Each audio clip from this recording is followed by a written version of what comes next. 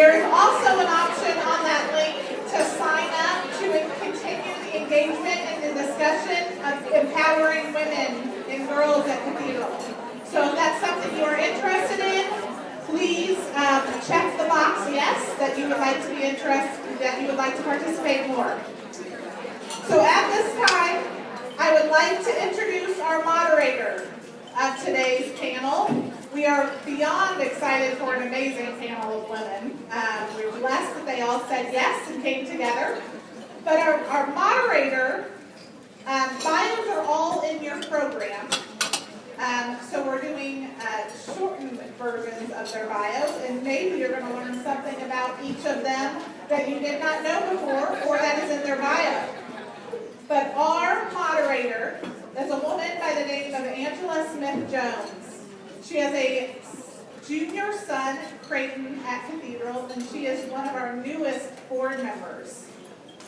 Not only is she a mom, she is a flower child, a chef, and community champion like no other. Please give a warm Irish welcome to Angela Smith-Jones.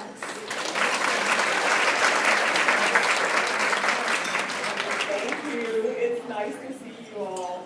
And yes, I can tell you more about the flower child later, but yeah, love, peace, and happiness.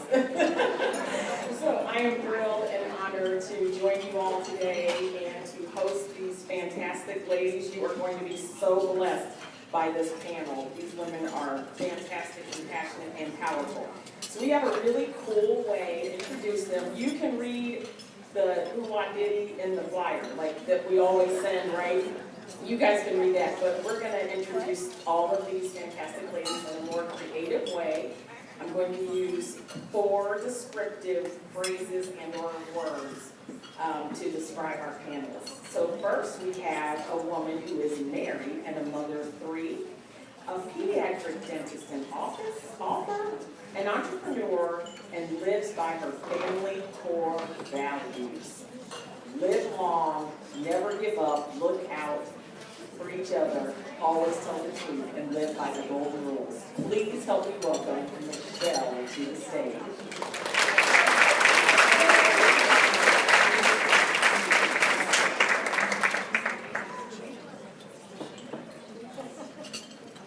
Okay, now here is this is my spirit animal friend. We've known each other for a long time and have very similar paths. She is a soccer mom, a wife, a daughter, a member of Congress, and an attorney. My friend, Congresswoman Susan Brooks.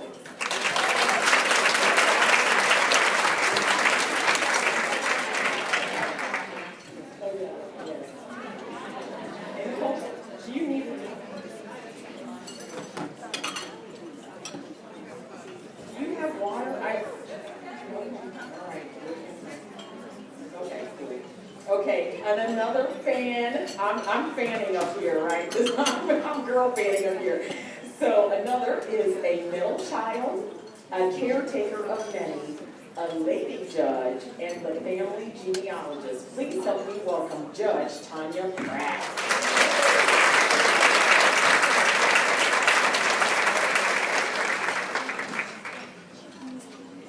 And we have another new friend who I had to remind her to be a little more creative in her descriptive words, but we got there.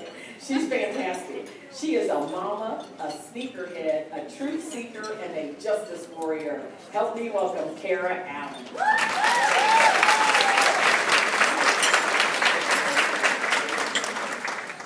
So I just want to set the stage a little bit while we are having this conversation. Please keep an open heart and open mind. These ladies are here to bless you. You young ladies in the audience, be brave. If you have questions, please write them down or text them in. This is a safe space, so don't feel like nervous about whatever question you have. It really is the right question because it's the question that you have in your heart to which you need the answer.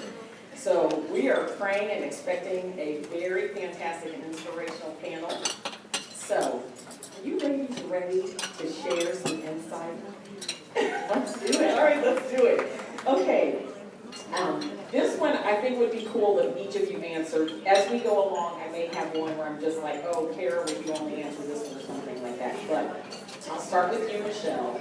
If you could tell us a little bit about your story, your bio, and at what point did you realize that you were destined for greatness? Okay, if you don't mind, I'm going to read off my note card. So, I am a first-generation daughter of an immigrant. My dad is from the Philippines, and my mother is from the deep South. Their worlds couldn't be more opposite. They instilled in my brothers and my sisters and myself to set goals and work hard and achieve on your own. Thank you, Michelle. All right, Susan. Hello, everyone. I grew up in Fort Wayne, Indiana, and I'm the daughter of a school teacher and football coach. And my mom also worked in the schools, and they really told me that if you work incredibly hard on your education and get as much education as you can do absolutely anything you want to do. I went to Miami, Ohio, where Angela went, went to Miami out of high school, and then became a lawyer. But I have to tell you, it was when I was growing up that my mom, maybe because I liked arguing with my mother, that she suggested I go to law school. I didn't have any lawyers in the family. I really didn't know what the practice of law was, unlike Tanya, who's that's a lawyer. And so, you know, I just loved advocating for positions. I loved being an advocate. And so for all you young women out there who argue with your mothers maybe a little too much, maybe the law field is for you. And then at different times I pursued different opportunities to lead, whether it was in student government, whether it was my sorority at college, and, you know, just really enjoyed leading other people.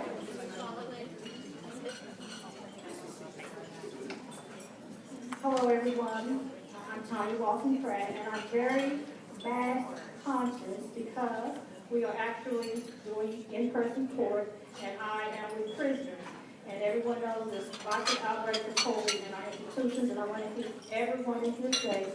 So please be vigilant with wearing your mask. I can't hurt anybody today, but I'll do a warm up. But that's why I'm wearing the mask. I'm a native of Indianapolis. I'm a Catholic. Attended St. John grade school and still my parish. And then I was at Ladywood St. Agnes for my freshman, sophomore, and junior year. My senior year, the guys from Cathedral came over and changed everything. We were devastated because they were gross. They had been in an all-male school, and we had been in an all-girls school, and so, you know, everything was sweet and rosy. But we survived. I'm a product of historically black colleges and universities. After I graduated from Cathedral in the first poet class in 1977, I went to, tell my age, I went to Spelman College in Atlanta, Georgia, and I graduated from Spelman. I went to go to law school, so Congresswoman Brooks noted my dad was an attorney. And so I ended up, I wasn't ready to come back home. So I went to Howard University School of Law in Washington, D.C. While at Howard, probably the best thing that happened was that I met my husband, Marcel Frank, who was from Philadelphia, and he became a Hoosier. He had never been any further north than than the East Coast of Philly. So he became a Hoosier, came to Indianapolis because he loved me, but not only because he loved me, but also because he had jobs. So I came to Indianapolis, and I think I started the practice of law in the most enviable of situations. I was in a law practice with my father, my husband, and my brother, and me. And it was a wonderful place to be. And I had a mentor, and he, Wes Brewer, Susan Brooks knows him.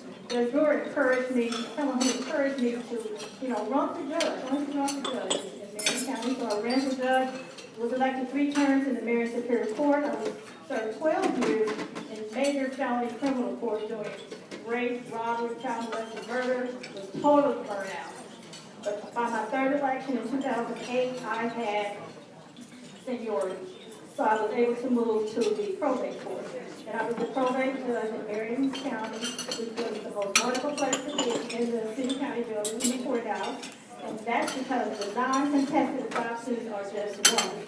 So I was very happy to be where I was, and I had planned to be there for the rest of my career. And so one of the questions our moderator asked us was, when did we know we were inspired to Destined for destined greatness. for greatness. So one morning, in the fall of 2009, I opened up the Indy Star newspaper, and there was an article that said David Hamilton is being elevated to the 7th Court of Appeals, which is the appellate court for our division, the federal court system. And Indiana had, and then the subtitle was, Indiana has an opportunity to have its first African-American federal judge. And so I looked at the article, there was a picture, and it was me. I was like, oh my, I had never practiced in federal court. I had no aspirations to be a federal court judge, but I said, hey, somebody must, it must be my destiny. And the rest is history.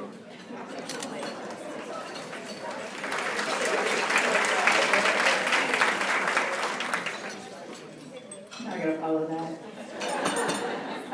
So this idea of like destined to greatness, right? I'm sorry. Thank you for being here. And thanks for letting me be here and for speaking with you all. And it's very weird not to have sneakers on, but I'm grateful to be here nonetheless. So this idea of like destined to greatness, right? For me, I'm gonna switch the word a little bit, right? I think it's obligated to greatness, and I think it's obligated to greatness because for those of us who are born on third base, like our only choice is to do right and do great in the world. And I was born on third base. Like I was born to brilliant parents, siblings who are legends, a school that took care of everything I could possibly imagine and then some. Probably gave me more leeway than I ever deserved on lots of things, and partially because of that coach right there. But at the end of the day, it's an obligation. It's an obligation to show up hard and show up well in the world. And so for me, it's been an honor to be able to do so. I went to Purdue University. After Purdue, drove out to Oakland and became a teacher, and very quickly learned that I'm a terrible teacher. I love young people, terrible teacher. But it was the most fun I had and the hardest I've ever worked. Went out to Boston and started a nonprofit in Boston, largely because I wanted to go to Fenway Park.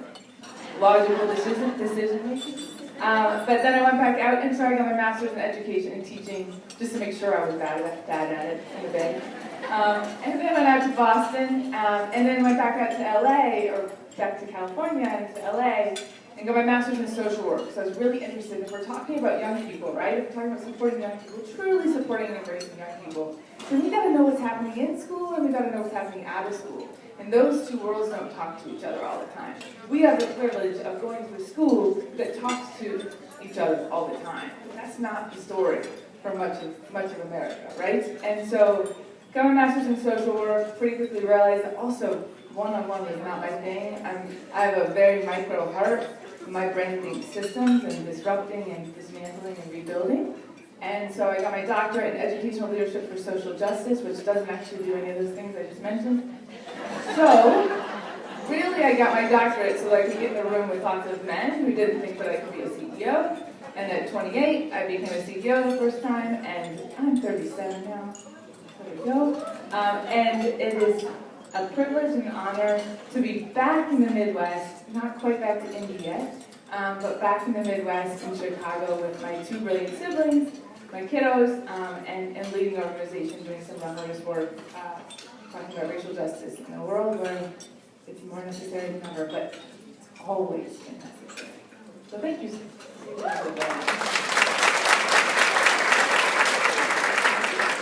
Okay, so I was glad that Tanya remembered. I think I need Michelle and Tanya to talk about when they knew they were destined for greatness. So, Michelle?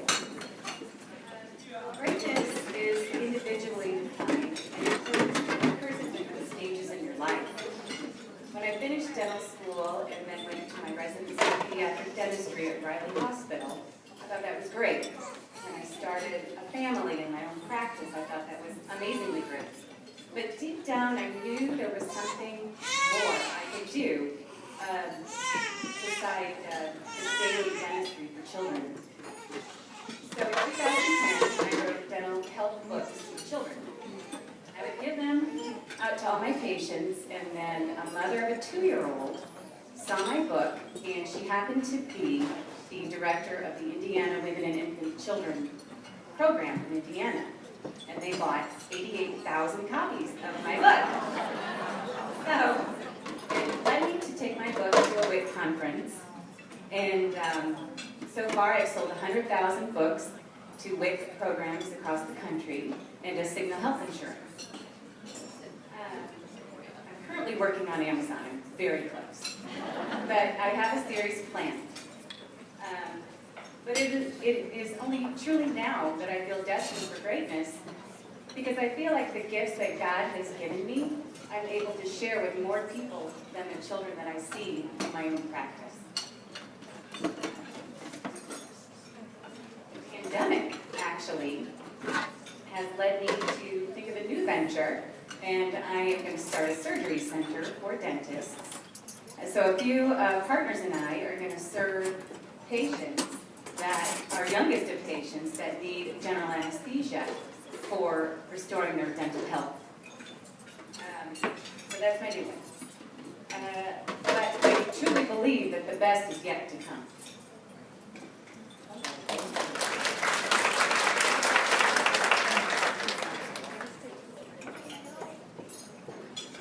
Susan, did you tell us when you knew you were destined for greatness?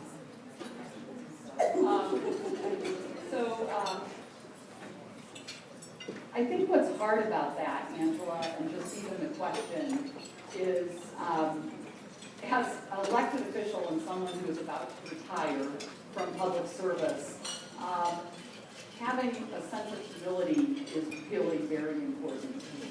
And it's kind of hard right now, as you see, you cannot turn on the television without the attack ads against everybody and the nastiness.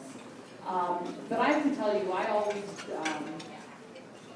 Steve Goldsmith, who was mayor of Indianapolis back in the 90s, I was practicing law, actually with, in the same courts in front of these judges, with Tanya and Marcel, and in front of Judge Brewer, and I had been in law practice for about 13 years, loved my small law practice. I did criminal defense. I represented people who were charged with crimes in state court and in federal court.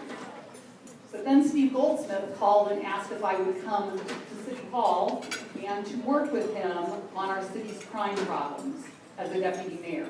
Again, much like Angela, but she's much younger than me, so it happened after me.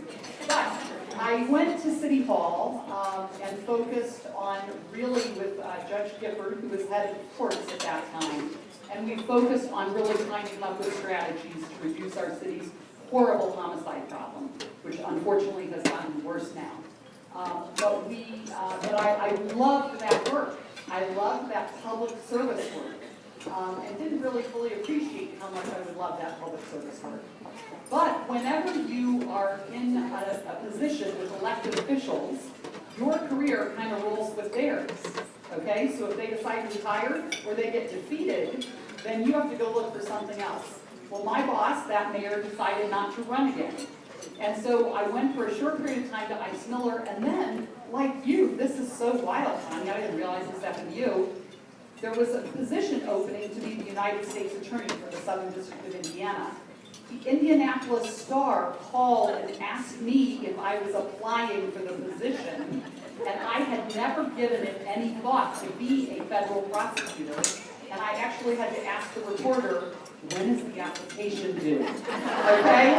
Because I did not know, it really had not crossed my mind to be a federal prosecutor. And so then I went through the process, and actually had the incredible honor of being President George W. Bush's U.S. Attorney for 6 years, came into office 1 month after 9/11, worked with the awesome woman over there, Wendy Osborne, with the FBI.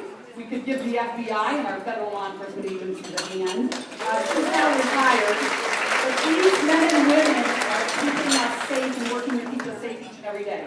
And so I loved that, but then just to close it out, I was also approached about running for Congress. That too was not my idea. Okay, it wasn't that I raised my hand. And by the way, more and more women do need to raise their hands on their own. Often, though, studies have shown women often need to be asked. Well, don't wait anymore to be asked. That's my generation. your generation, you ought to raise your hands when it's the right time in your life and jump in and run for Congress and make a difference. But do me a favor. Be civil, be respectful, realizing the people on the other side of the aisle are not your enemy. There's far more we can agree upon than we disagree on. And so when I won that first primary election,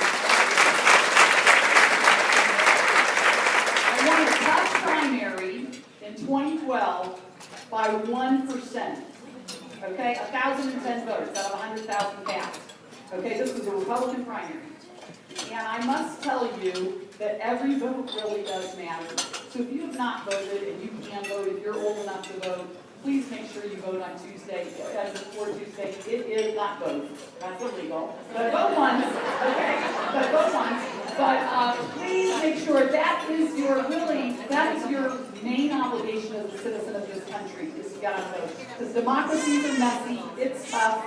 So please do that. And so I will tell you, I also, and I love being in office, but after 8 years, I'm ready to pass the baton. And I could not have done it, by the way, without girlfriends by my side. Karen Glaser is here. She's been my she's been my district director, my deputy chief. She's been a friend of mine for 30 years, and she stepped up and has joined hands with me and walked with me through this journey for all this time. So I'm very grateful to her. She has a lot of family members here, but could not have done it without her. And so sometimes other people see it that we don't see, but when it happens, go through that, be willing to take that risk and go through, and great things will happen.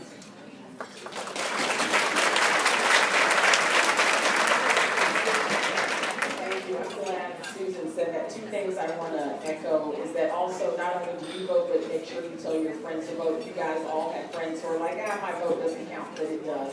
We had a city county council race that was down to 7 votes, and they had to keep counting each one that came in, and the election was decided by 7 votes, so it really matters.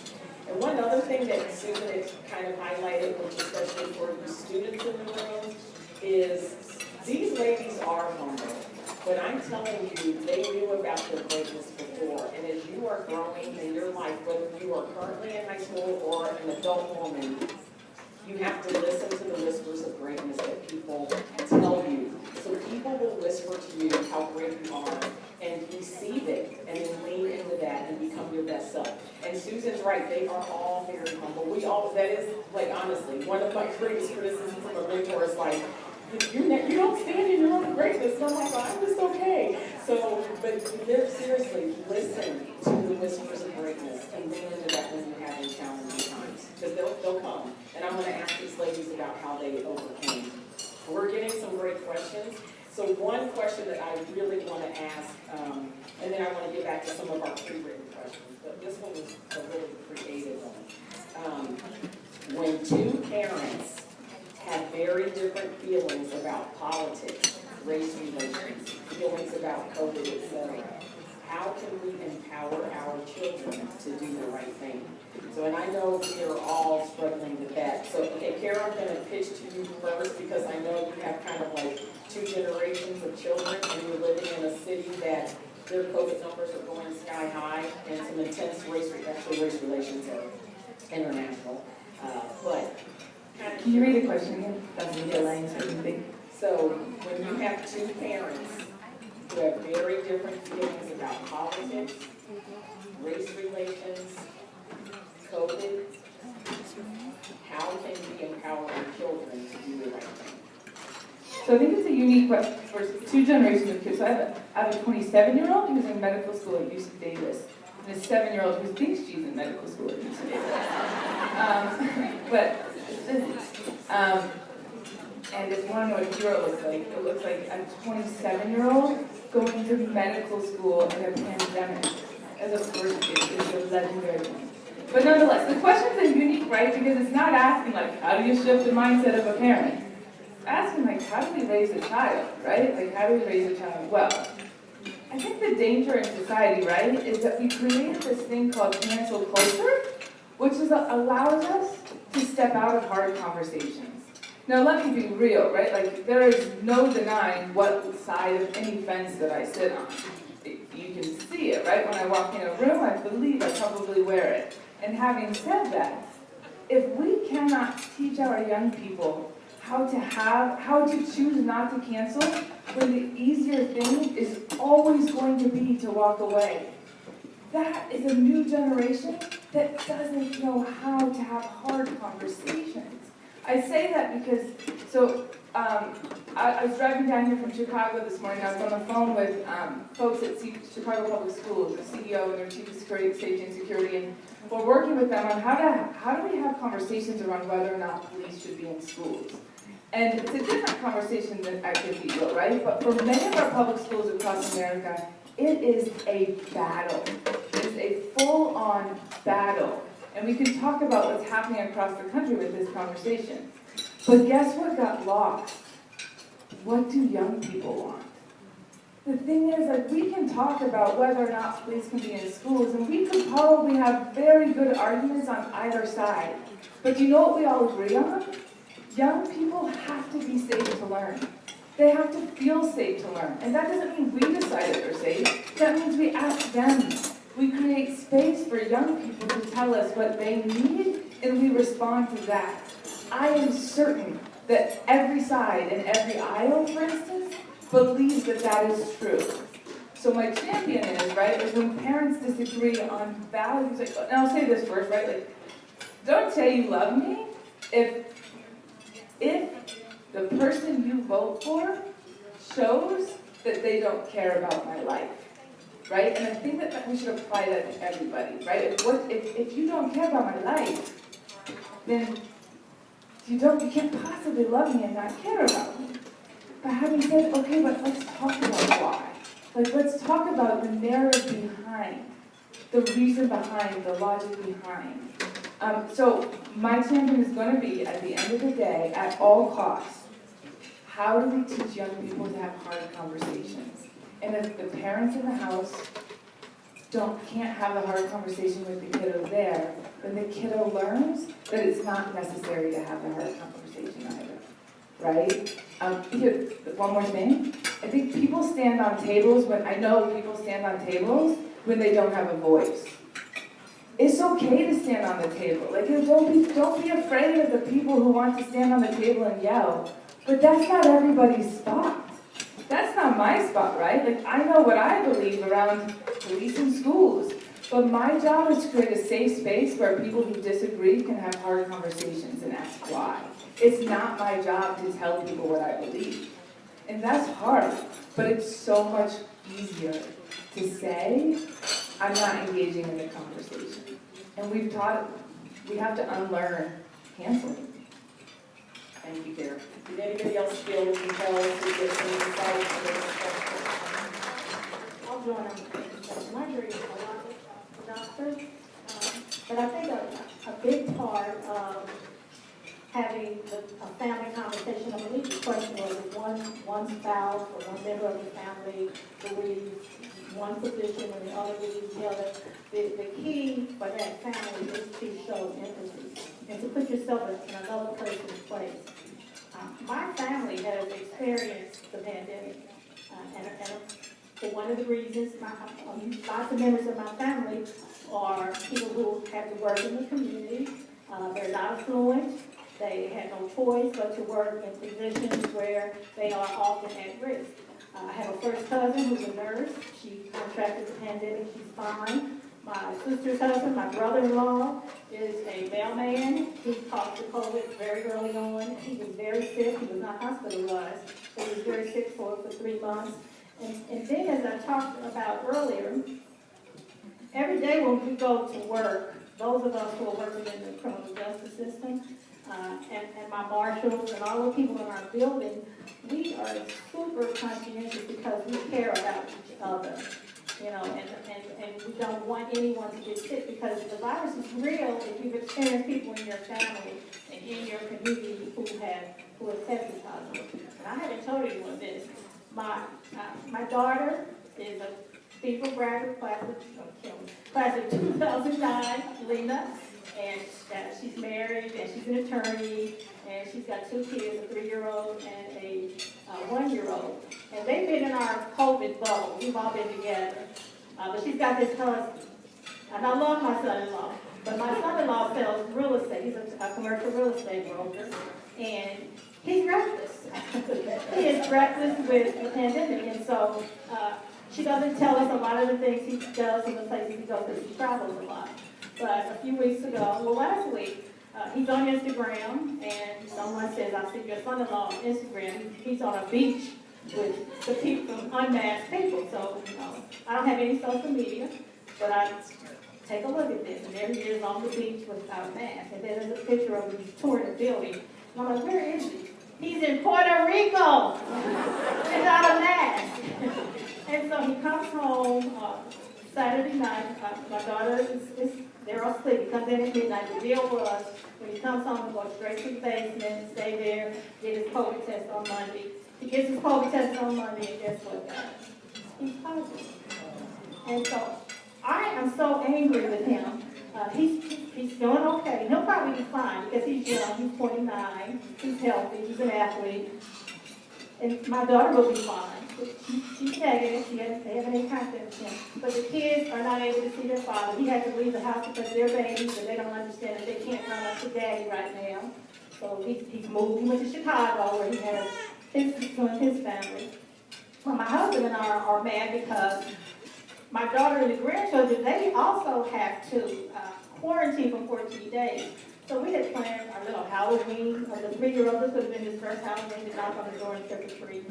So the moral of the story is we have got to have empathy on all situations, and especially with respect to this pandemic, because it may not affect you, but it affects many people around you, and it can affect anybody. And the virus is real. I'm sorry, guys. I've seen it, and I've had people in my circle who have caught the virus, and it's real. So I just want everybody to be really careful, to be empathetic, and when you have the conversations, whether it's about the pandemic or about race issues or political issues. And by the way, because of the hashtag, I have no political positions whatsoever, or else I would get in trouble. But you just have to always think about it. And I think there's probably most of us, if not all of us here, are Christian women, and we just have to think about it. The golden rule. Treat others as you would have them. So that's all I have to say on that. Time made me judge Brad rather than mine, a longtime friend. Made me think of something when she talks about social media. I will tell you that social media has changed our world like probably nothing else in the century. And what you were talking about, I completely agree. We have to find a way for people to have real conversations. There has been nothing nastier than what myself as a politician and Karen and my staff have received on social media. Absolutely the nastiest comments, because they're often anonymous. People feel like there is this barrier that people aren't going to know or aren't really going to appreciate. You can say something really nasty to people, whether it's to a doctor, whether it's to a judge, whether it's to an elected official, whether it's to a teacher. Probably not a teacher. I hope people aren't that stupid. But people lose their filters on social media. And I hate it when I'm out to dinner someplace and I see a family all sitting around on their phones. Okay? Put the phones down and talk. Put the phones down. Turn the TV off. Put the phones down at dinner. We started that practice in my family when my kids were young. This is when they're 30 and 27, so that's when cell phones were just really getting going. But we on vacations now, I still put the phones away. You can use them for taking pictures, but I don't want you using them to be texting all the time and to be communicating all the time. Learn and find ways, and that's where I think a parent's role is to really train and teach kids how to communicate, how to talk, how to get through the difficulties, and then that golden rule. Don't post, tweet, and say things that you wouldn't say to someone's face. And most of the time, you wouldn't say to people's face what you post and your thoughts that you put on social media. For whoever asked the question, what I do with my children is say that we have safe conversations. So maybe ask your parents, do we have a safe conversation where whatever we say here, no one will take it personally and have their feelings hurt, meaning no lashing out, that leaves space for communication, and that everybody can be honest and transparent. So it's a way for you as the kids, you can be empowered to say, Mom and Dad, I'd like to have a safe space conversation where whatever you want to say that would upset your parents on any of those issues, they have to receive it and let you be authentically who you are, and then you can create a dialogue so to empower you as the child to maybe your parents would learn from you and how to have open conversations, because we have to talk. It's the only way we learn and grow. Okay, so I'm going to go back to one of the pre-written questions. Okay, can you share an example? Okay, make this one quick, because we've got two other really good questions. So this one will be a quick one, ladies. But share an example of how you moved on your faith during a hard time. Want to go first, Michelle? Perfect, thank you.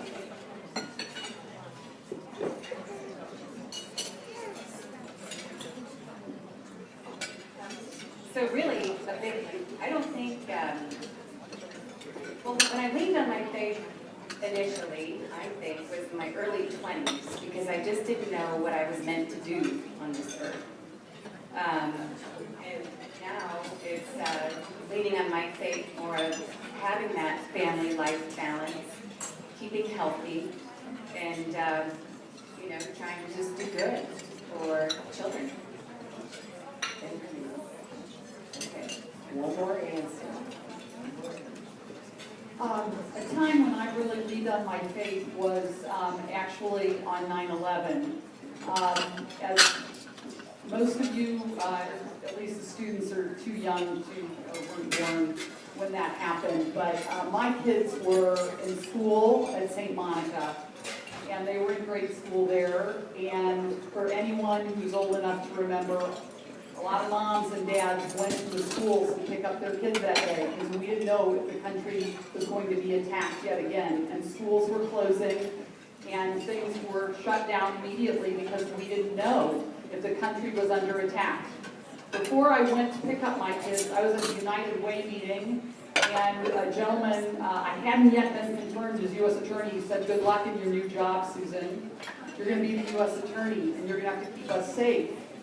And I thought, I don't know anything about terrorism, and I didn't, okay? Most U.S. attorneys didn't. Folks at the FBI did, but I got to St. Monica, and everyone was in the church praying. The students were there, they were being released from the school. And I just know I went there and got down on my knees and prayed that our country was going to get through it, and prayed that I would have the wisdom to guide those law enforcement in our communities through it. And I remember it like it was yesterday. And God has kept us safe since 9/11. Now, this is a different kind of horrific thing we're going through, but we do have men and women that day in and day out, from our military to our federal law enforcement agency, to our first responders, to law enforcement, who are working to keep us safe from terrorists each and every day. And think about what happened in Nice yesterday. A woman was beheaded, for God's sake, and people were killed because of horrific terrorist incidents that are happening around the globe. And we have people that keep us safe each and every day.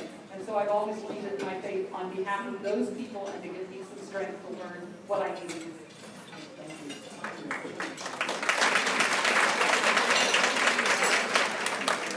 To be honest with you guys, I think I lean on my faith every single day in the federal building because of the types of decisions that I have to make. It is a very difficult job fighting for justice in the United States of America. A majority of our cases, about 25% of our cases currently are civil rights cases. And that would be excessive force, police cases, deliberate indifference, prisoner cases, where prisoners are being mistreated, and they can get on your nerves, these prisoners, but they have constitutional rights also. So we have lots of prison cases, lots of pro se cases, controversies between citizens of different states and foreign countries come before us. Of course, the criminal cases, and we still have mandatory sentencing guidelines. For some offenses, you have to give, the guidelines are very high, the penalties are very high. Congress, United States Congress actually, Susan, actually sets these guidelines. And these are often lawmakers who have not practiced law and are not familiar with the needs of judges to have more discretion. So I really think that some of the guidelines are too high because we're giving people lots of time. But I pray every day before I start court that I make the right decisions. I'm not able to pray on the bench, or unless I do it silently, nobody knows. But I do pray every single day in my position and be on my faith very hard every day that I'm making the right decision.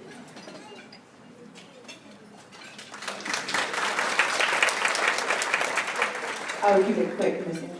Andrews. I think faith functions best in moments of uncertainty, and it feels like just about everything's uncertain right now. And so I'm going to just leave it with a person. And there's a human in the back named Miss Lynn Smith, and I was real uncertain about that human's future and terrifying moments. And she's healthy, and she's gonna get healthier, and that's faith.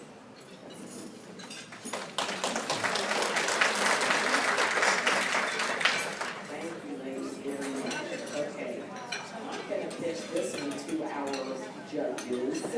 This one's from the audience. With the recent threat to women's rights, how can we as women feel secure in our progression?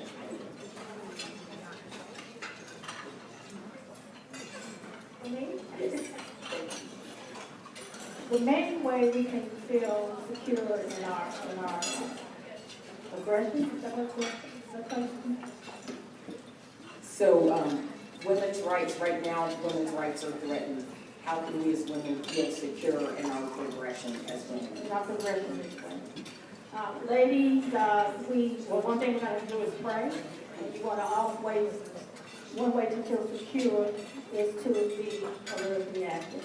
You have to vote for lawmakers who are going to have legislation and laws to support your positions. That's very important. Again, if you are able to vote, if you're old enough to vote, please vote, because it's the only way you're going to secure those changes. You can work on your own and lobby for the positions that you believe are to your benefit. Women are often threatened, and the decisions that we should be able to make for ourselves are often relegated to men, and it should not be that way. We always have to make an effort to be at the table. And so whether it's in a corporation, or it's in a medical office, or it's in a courtroom, or regardless. So you've got to really work hard to do your best to get in the positions of power. Because that's the one thing we often lack, is power. And so women have to work hard to be in those positions of power. You can make decisions and make choices to bring about what you believe is necessary to do this. Susan, please. We need more women office holders at the local level, at the state level, and at the federal level. So even though I'm just finishing up this term in Congress, and the largest number of women are in Congress, we're still only at about 30%, okay? And women make up 51 or 2% of our population. We actually don't, and in our state legislature, there are only about 20 to 25% women state legislators. So we've got to, I think judges are doing better, law schools are doing better, bringing more and more women. I think they now make up about 50% of the law school classes now, which is awesome. But we do need to have more women raise their hand and run for office at all levels, okay? Most mayors across the country are still men. City councils, counties, you can run, there are so many different offices and different levels of government that you might consider running for. And I am seeing more and more. I think it's pretty cool that 2 women are running for my seat from both parties. I think that's awesome. I'm excited about that. I think that's really positive. And so that is where, but I think to Tanya's point, having the seat at the table, whether it's in the private sector, we don't have enough women on corporate boards, we don't have enough women in leadership of private sector companies. That's where we have to continue to encourage. And we cannot penalize women when they choose for a period of time to be a mother and step back in their career or step out of their career for a number of years to raise their kids or to go part-time. And that's what has happened in this country, in part because we don't have enough options for childcare, which, by the way, Tanya and I dropped our kids off at the same daycare for about 4 years, 28 years ago. So we've known each other a very long time, but we do need to find more options, and we also need to make sure that the women are not discriminated in the workplace. And I will tell you, I've been in Congress and chaired the Ethics Committee during the Me Too movement, and still sexual discrimination in the workplace is still very real.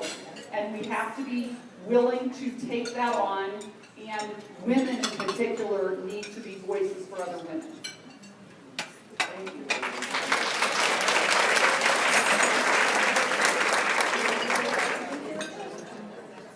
I think really quickly, this idea of becoming proximal to other people, right? And so I second all of the women in all the spaces where decisions are being made all the time. And I also think being woman enough is not alone to ensure that women's rights are being protected. And so what I'll say to that is get proximal. Like what I mean by get proximal is like find out what women do you know, or where can you speak to and learn from women whose rights have been denied. Find out who's been pushed to the margins, right? Who's furthest from where we need and want to be, and start there, right? So targeted censoring says that if we actually focus on the people who are the most hurt, who are the most marginalized, then by default, everybody else gets served too, right? So if we think about those who are on the whose rights as a woman, or rights as anyone who's been marginalized in this country or in the world, if we center those, then all of us get better and all of us get served. So I champion, like, what does it look like to get proximal to people, and to get proximal to people when it makes us uncomfortable, and to notice the uncomfort and stick with that and stay there, and stay there, and stay there, and stay there, and then find your allies who are going to be like, yeah, I was uncomfortable too, what do we do? Like, that's okay, like, stay uncomfortable, but I want to make sure we're clear that, like, we actually don't know it all, right? Like, to your point, like, to be humble enough to say, like, wait a second, I might not have thought of that. As a woman, I still might never have even had to make that decision for myself. What does that mean? Thank you, Ms. Angela. I'm over here snapping and clapping. I hope you guys are absolutely paying attention. This is a real girl power moment. I'm serious. And like she said, I'm so glad she said that it's going to be uncomfortable. So just get ready, strap up, and you can do it. We can do hard things, can't we all? Every single person's going to do hard things. So these ladies are jamming. Okay, there is one question that is actually uniquely suited for me, because it's about a deputy mayor question about economic development. And so I want to answer really quickly, because this applies to our city. Somebody asked, how can we invigorate downtown businesses when we don't feel safe going downtown? So really quickly, you really are safe. The downtown is the neighborhood that has the highest number of police officers per capita. They're on bicycles, they're on horses, they're on foot, they're in cars. The people are all over the place. I was just there 2 weekends ago with my 14-year-old daughter and 2 best friends. We walked around. So there are lots of good normal people.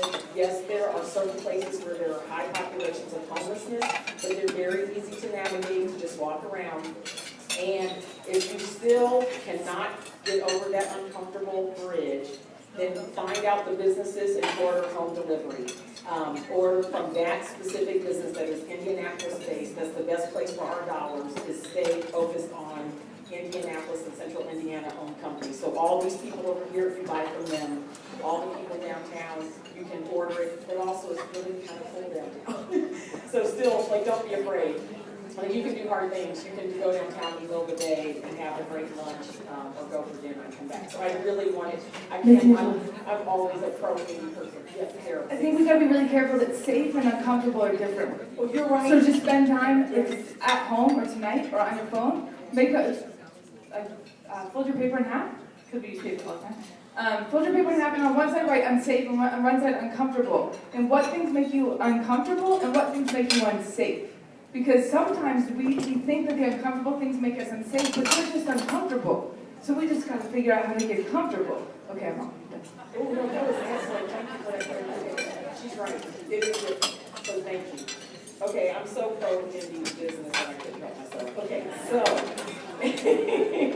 All right, wait, let's see how much time, because there's one question I want to make sure everybody gets to answer. Okay, I want to ask this one now, so if we run out of time, this is the best question and I want each panelist to answer this one, and if we have extra time, I'll answer one of the other questions. But for our panelists, what is one piece of advice that you would offer your high school self?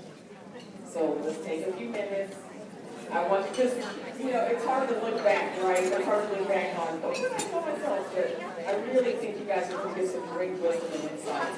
Our panelists, I would like them to answer, what is one piece of advice that you could offer your high school self? Okay. Are you guys ready? Okay. Michelle, I'll start with, I'm going to go this way. I'll start with Michelle. Thank you, ladies. I do want to add, though, women in dentistry, there's a lot, and in healthcare. So I think we've caught up. A little different. But, so I wanted to sum up my advice into something easy to remember so that you can make it a daily affirmation that's really important. So ask yourself, who am I? Where am I going? And who am I going with? You have to have it in that order for it to work. So before your feet even hit the ground in the morning, ask yourself, who am I? Tell yourself, I am someone who can do anything I put my mind to. Where am I going? Set your goals. My dad always said, if you aim high, you will hit high. Trust what moves you and trust what moves you deeply and then act on it. Finally, who am I going with? For me, I think it's critically important who you choose as a life partner. Foundationally, it's important to attract people that bring a positive light to your life. If it's ingrained in you who you are, where you're going, you're less likely to be derailed from your ultimate goals that you set for yourself. That is why it must be in that order. It all boils down to choices, really, for these high school girls. It all starts and is also limited by you. You young women are so lucky to be a part of Cathedral High School, which is evidenced by their alum and these amazing women. The Cathedral supports you in, hold on, I lost my spot.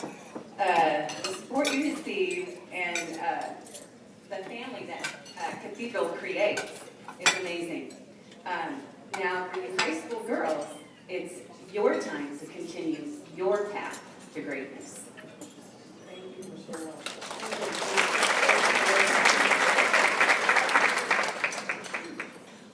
There are a couple of things that really came home for me when I decided to run for office.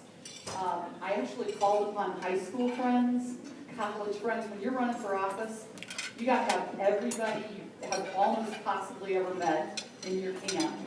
And so keep in touch with those high school friends over the years. You can, I first told you I told you to put your phone down, but you have the ability through your phone, unlike me growing up, to really keep in touch. Whether it was my high school friends, my college friends, law school friends, nonprofit work friends, keeping in touch with people and making your network as broad as it can possibly be is so important, and it will serve you so well if you are kind and nice and spread your wings with the type of friends you have, and make friends who are very different from you. All of that will come back and will really bless you as you go through life. And those friends will be there for you when you decide either to raise your hand and start a business, or when you decide to raise your hand and run for office, or when you decide, to become the next federal judge from Cathedral. But please think about staying, and being in touch doesn't just mean the text, okay? It's actually having conversations, checking in on people, keeping in touch with them, and I think, and then also just being incredibly nice and kind. And we could use more of that in the world right now. I got every advice because my high school friends and college friends are still my best friends. So remember that for our young people. But when I look back from high school, the one piece of advice that I wish I had back then was to understand that you do not have to sweat the small things. And the things that feel like a big deal today will not feel like that in a year from now, or maybe even sooner. And that's something you can carry forward with you even today as adults. We all have challenges and struggles, and bad things happen, and good things happen, of course. And life is tough, and right now everything is very tough. And when I think about this pandemic, and how we're not able to be with our families and friends, and they're telling us you can't do your Thanksgiving, you can't do your Christmas, but we have to remember that this too shall pass. And it won't be long before we're back together again. And we always, I think we need to remember, especially our young people, because high school is difficult. Peer pressure is a big thing. But just always remember that the best is yet to come.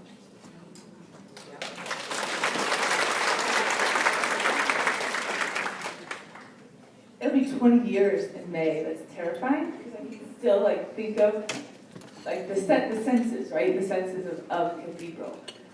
Two things really quick. One is switch seats, request to switch seats, demand to switch seats, reject assigned seats, something along those terms.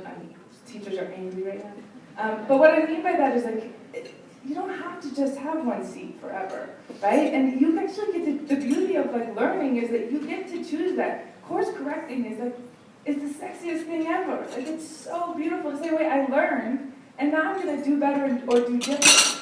And so allow yourself to switch seats.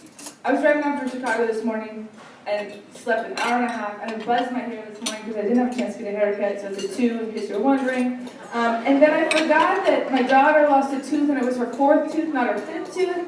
So I had to write the tooth fairy, the second note from the tooth fairy to say, sorry, I thought it was your 5th, but I know it's your 4th. And I'm on the way down talking to the chief of Chicago Public Schools, trying to figure out, I forgot to answer one of those questions, and Miss Angela's going to ask me for better adjectives. I got too many seats, but that's okay. Okay, we keep going. We keep going. We got the people around us, the friends around us, the crew around us to hold us tight. But the other thing is just that, to be held tight, it means we got to slow down enough to recognize all of our senses. What does it smell like, right? I know the smell of Miss Dameron's office. I know it. I know it. I know the taste of those bagels in the cafeteria because it's all I ate for 4 years. I know that. You know what else I know, right? No one told me to think about the senses of high school. There is no one on earth that gives a better hug than this guy named Chris Beatty. And he's not here. And I can feel his hug, I can feel it.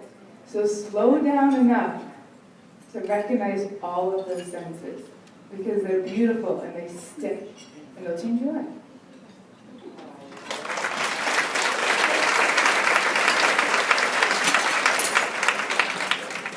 That was fantastic.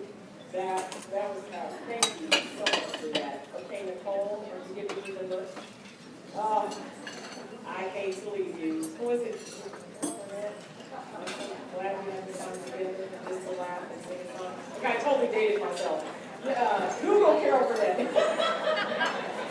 And you can use your phone. Thank you so much, Kara, Tanya, Susan, and Michelle. Thank you, ladies, for attending